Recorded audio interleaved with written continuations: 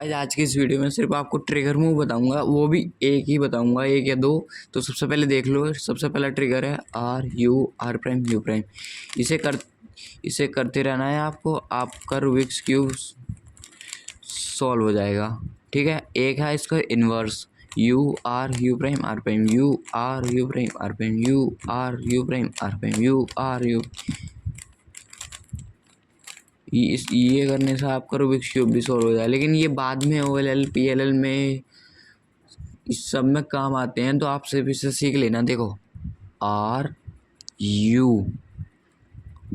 Prime U prime, ये हो गया आपका सेक्सी मूव। और इसे इनवर्स सेक्सी होता है यू प्राइम आर प्राइम। ठीक है, R prime U prime, U prime R prime. ठीक है, इसे करना कि जितनी ज़्यादा प्रैक्टिस हो सके उतनी ज़्यादा कर लेना। और वीडियो को लाइक करो यार, चैनल को सब्सक्राइब